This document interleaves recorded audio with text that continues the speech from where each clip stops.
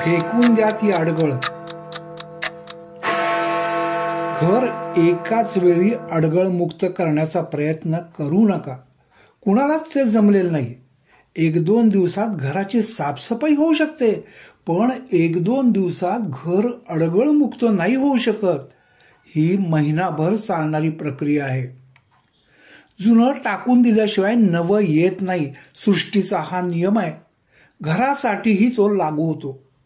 घरात नवीन काही यावं असं वाटत असेल तर अडगळीचं जुनं सामान फेकून द्या.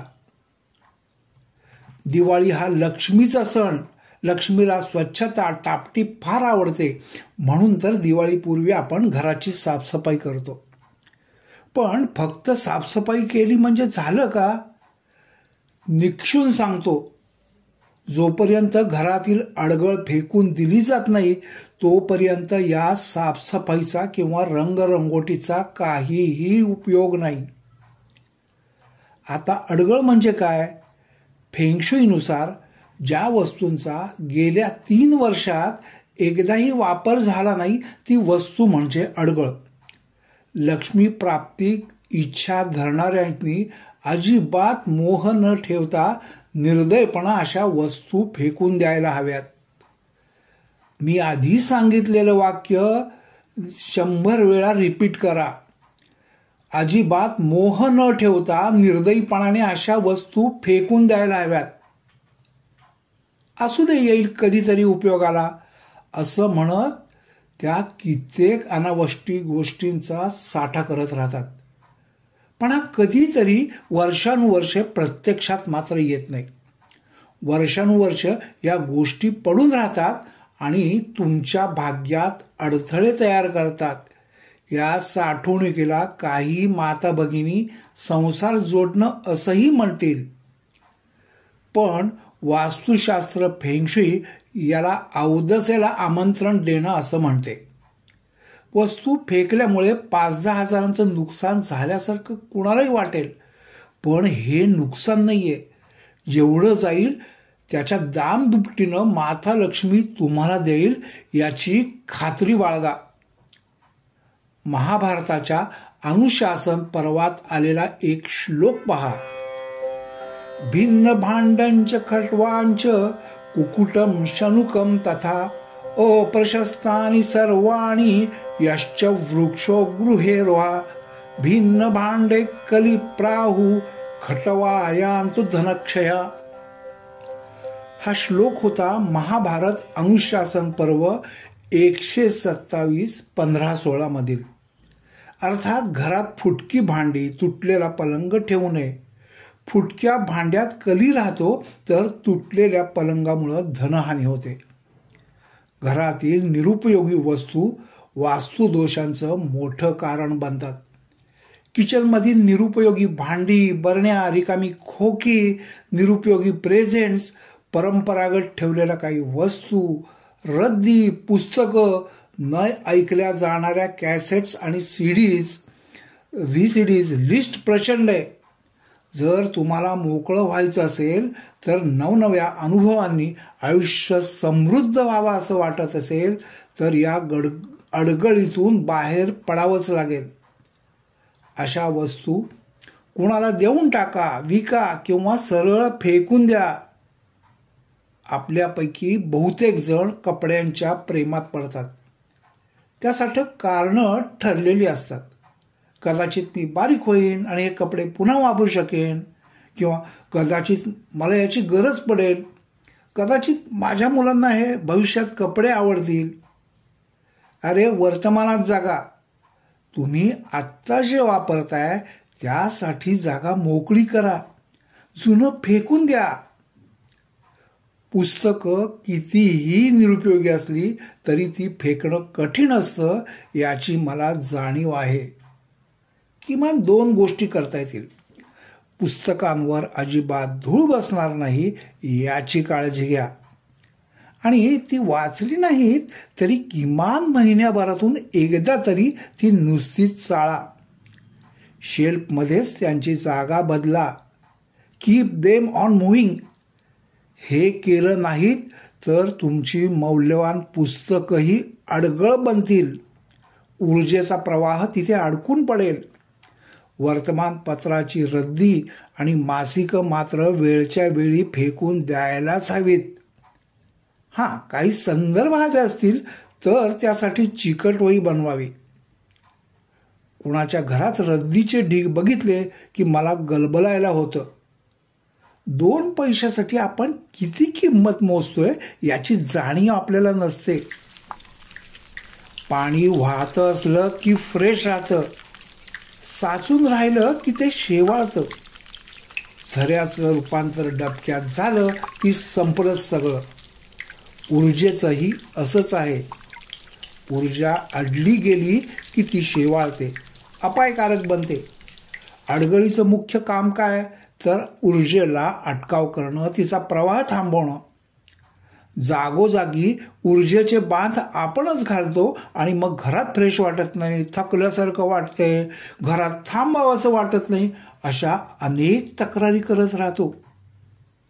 साध्या साध्या गोष्टीत खिडकीच्या खोबणीत पालापाचोळा जमा होत राहतो. आपण तो वेळच्या वेळी साफ करतो का? नाही करत. पॅसेजमधला दिवा जातो, आपण तो वेळीच बदलायला विसरतो किंवा पुढं ढकलत राहतो. हँडवॉशची रिफिल रिकामी असते, मॅस्कोटो लिक्विडची रिफिल रिकामी असते.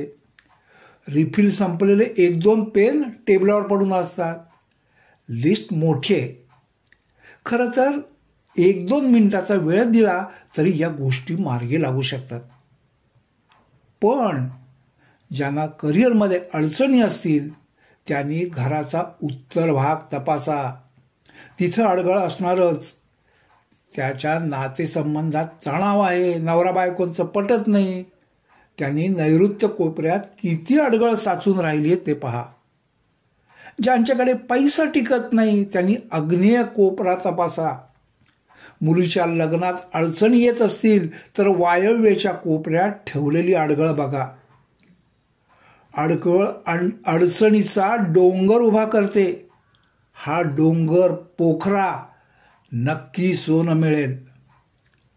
अडगळ फेकून द्यायची असं ठरवलं तर म्हणजे काय, ठरवावंच लागेल. एक तंत्र पाळा. एकाच वेळी संपूर्ण घर अडगळ मुक्त करण्याचा प्रयत्न करू नका. कोणालाही ते जमलेलं नाहीये. 1-2 दिवसात घराची साफसफाई होऊ शकते, पण 1-2 दिवसात घर अडगळमुक्त नाही होऊ शकत. ही महिनाभर चालणारी प्रक्रिया आहे. सुरुवात एखाद्या ड्रॉवरपासून करा, ते मोकळे करा, त्यातील अनावश्यक वस्तू निर्दयपणे फेकून द्या. नंतर ते ड्रॉवर व्यवस्थित लावा. मग दुसऱ्या मोठ्या मोठ्या गोष्टींकडे म्हणजे टेबलाकडे वळा.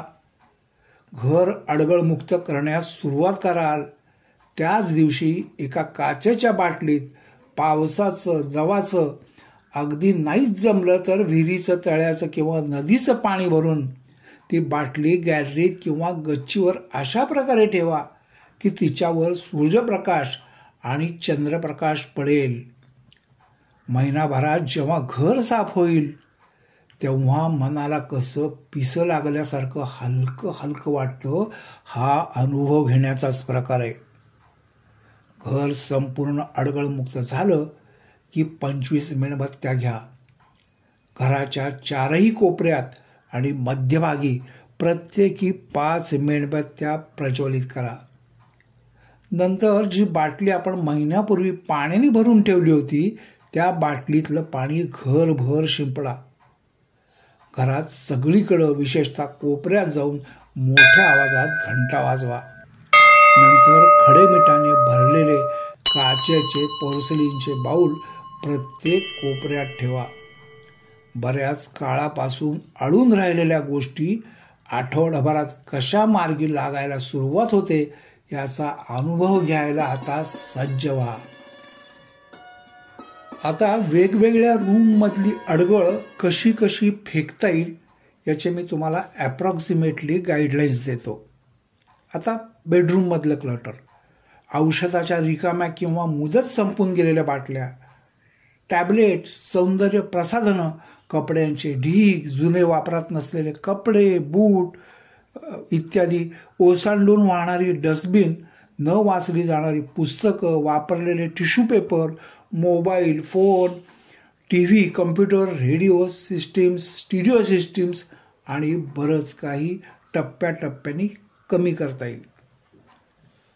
मुलांच्या खोलीतलं क्लटर, तुटलेली नादुरुस्त खेळणी, कालबाह्य झालेली खेळणी, मुलं डुंकूनही बघत नाहीत अशी पुस्तकं, अंगाला येत नसलेले कपडे, नादुरुस्त पेन, पेन्सिली, काही चौकन हरवलेला जिगसॉ पझल किंवा आणखी काही भाग हरवलेले कोणतेही गेम्स, वाढदिवसाला आलेल्या प्रेझेंट्सची खोकी आणि बरंच काही असं हेही टप्प्याटप्प्याने आपण फेकून देऊ शकतो. आता किचनमधलं क्लटर, रिकाम्या बरण्या, रिकामी खोकी, रॅपर, प्लास्टिकच्या पिशव्या, फळं, भाज्यांचा चोथा, फ्रीजमध्ये कित्येक महिने पडून असलेल्या बाटल्या, सौंदर्य प्रसाधनं, गॅझेट्स, बिघडलेली उपकरणं, तडा गेलेली क्रोकरी, येथील कधीतरी उपयोगी म्हणून साठवलेल्या असंख्य अनावश्यक वस्तू आणि बरंच काही. आता हॉलमधलं क्लटर, वापरात नसलेले कोट, जॅकेट, चपला, बूट, बॅग्स, पत्राची पाकिटं, मोबाईल बिल, मॅगझिन, पेपर, भरलेले ॲशट्रे, उष्टे कप, मुलांची खेळणी, तुटलेला फ्लॉवर पॉट, शोभेच्या भरपूर वस्तू, खिडकीत पडलेला पालापाचोळा आणि बरंच काही. तर अशा प्रकारे एक एक दोन दोन रूम टप्प्याटप्प्याने घेऊन आपण ही सगळी अडगळ काढून टाकली तर बघा घर कसं फ्रेश वाटायला लागतं, तुमच्याशी बोलायला लागतं.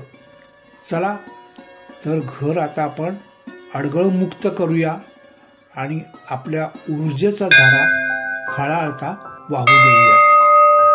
धन्यवाद.